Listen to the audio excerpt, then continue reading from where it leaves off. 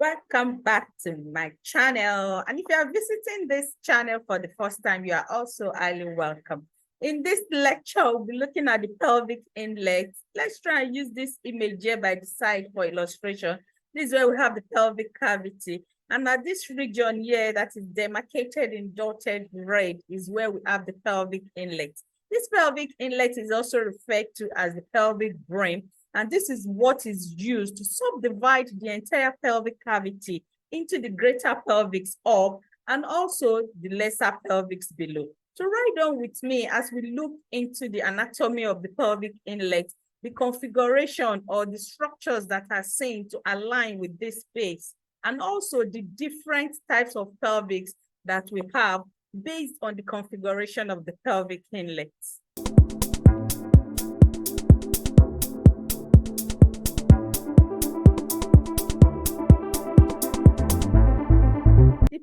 Inlet, as we've said in our previous slide, that is a demarcation that is created at this region that is carved out here in dotted red. We said that this creates the boundary between the greater pelvis above and also the lesser pelvis below. So this is where we have the greater pelvis or the first pelvis that is located above the pelvic inlet or the pelvic brim. This region of the pelvic cavity is referred to as the greater pelvis because it is located at the superior part. And it is also referred to as the first pelvis because majority of the pelvic viscera are not seen within this space.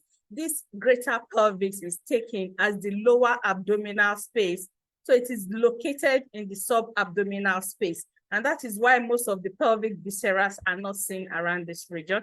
And that is why it is so tagged the first pelvis. While below the pelvic brim or the pelvic inlet, we have the lesser pelvis or the true pelvis. This region of the pelvic cavity is the lesser pelvis because it is located inferior or below the pelvic brim or the pelvic inlet. It is also the true pelvis because majority of the pelvic viscera are seen within this region. So inferior to the pelvic brim, we have the lesser pelvis or the true pelvis. Pelvic inlet or the pelvic brim is then seen to mark like an entrance of the true pelvis or the lesser pelvis. So let's drive further to see the structures that are seen to form alignment with the circumference of the pelvic brim. If you use this image by the side here, this is where we say we have the pelvic inlet, which is also referred to as a pelvic brim. If you look at this configuration, it is a circular orientation. And this orientation at different specific regions are formed by different bones. So we have specific regions of different bones being positioned along this orientation. So let's try and drive in to see the different structures that are seen to form the alignment of the pelvic inlet or the pelvic brim. So starting from behind at the posterior part, the structure that we have around this region that is arrowed here in green is the sacral promontory. This sacral promontory is like an eminence that is created on the first sacral bone. We know that the sacrum is made up of a collection of bones that are fused together. And at the most superior edge here, we have the first sacral bone that presents this prominence that is referred to as a sacral promontory. This sacral promontory is seen to be prominent more in male pelvis. And this is why you see that the male pelvis is seen to present a heart-shaped configuration at this space because of the eminence that is created by the sacral promontory. Of course, reduces the space that is created by the pelvic inlet or the pelvic brim. Then if you go lateral from where you have this prominence that is referred to as the sacral promontory, we have the wing of the sacrum. And this is what is harrowed here at this point.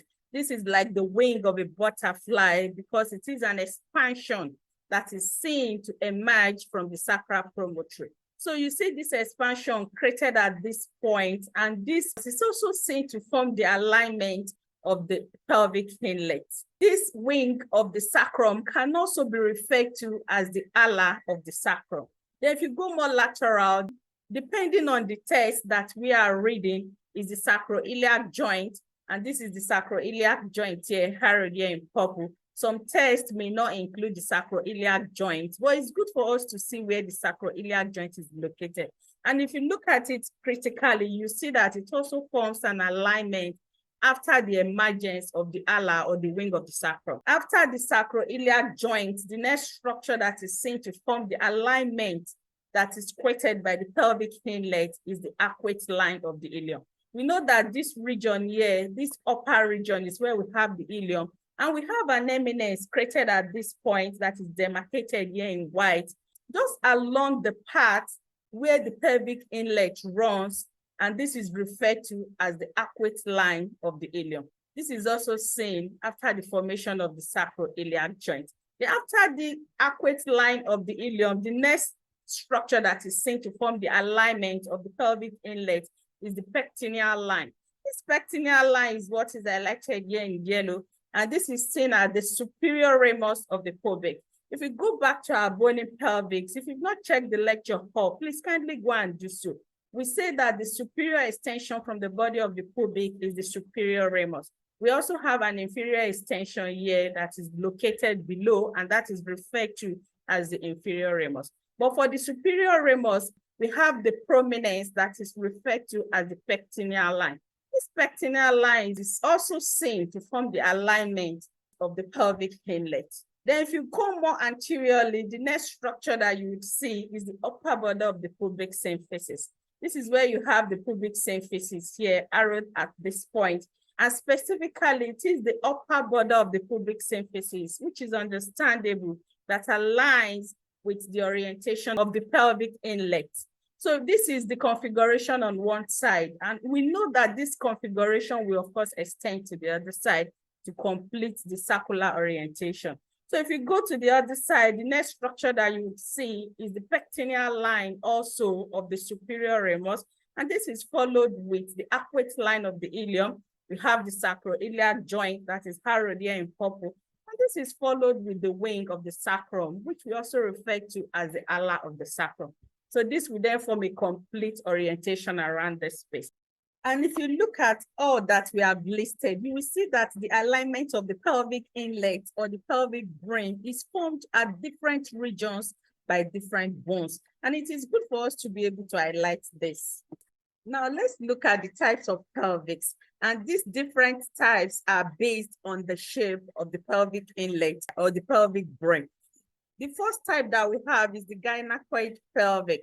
This gynecoid pelvic, from looking deep into the name, it means it is the type of pelvics that a large percentage of women will have. So the outline that is seen in this kind of pelvics is a rounded pelvic inlet or a pelvic brim. And this is what is highlighted here in brim. You see this circular orientation is enhanced as a result of the less prominent sacral promontory that is seen at this posterior part.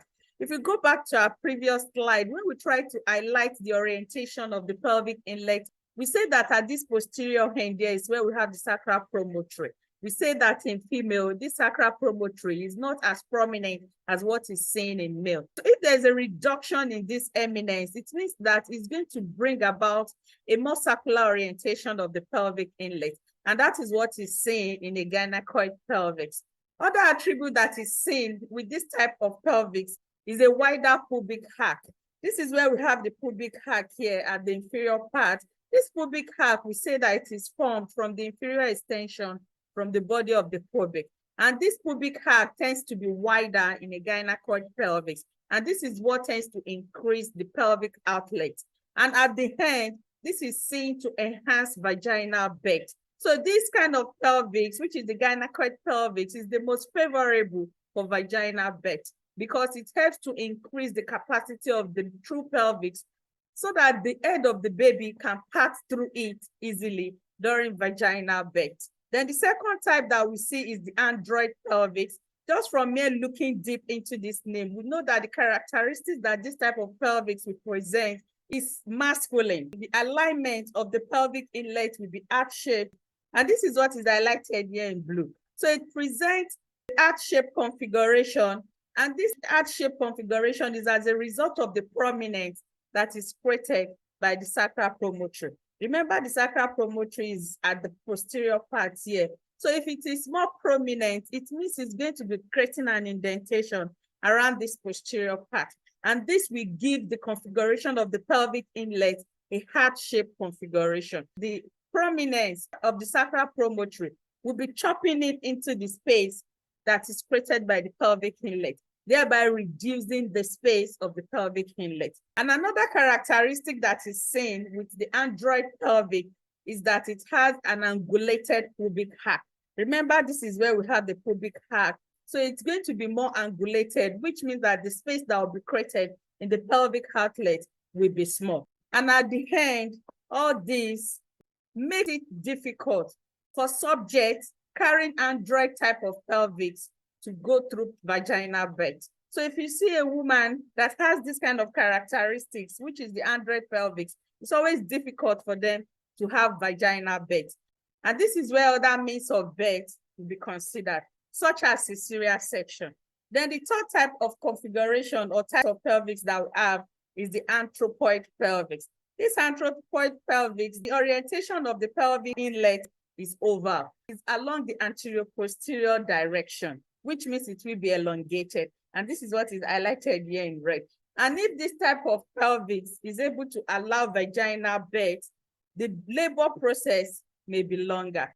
Then the last type of pelvics is the platypeloid pelvics. The platypeloid pelvics is the type of pelvics whereby the pelvic inlet is seen to also be oval, but the oval is around the transverse plane. So you have this kind of configuration here highlighted at this point, whereby the oval is along the transverse plane, and it tends to present a flat configuration.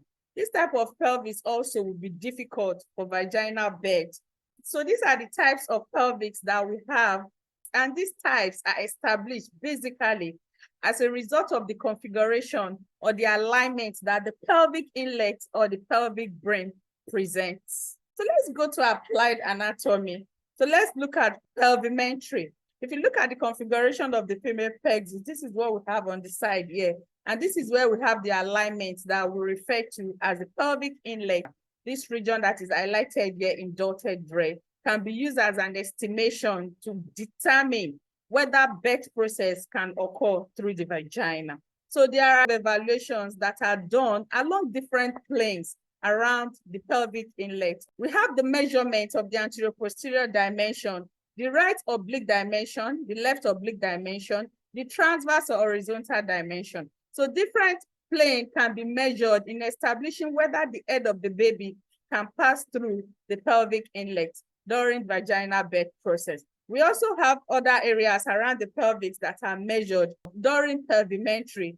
So interspinous or intertuberous diameters can also be taken, which are spaces that we have between one spinous process of the ischium on the right side to the spinous process of the ischium on the left side.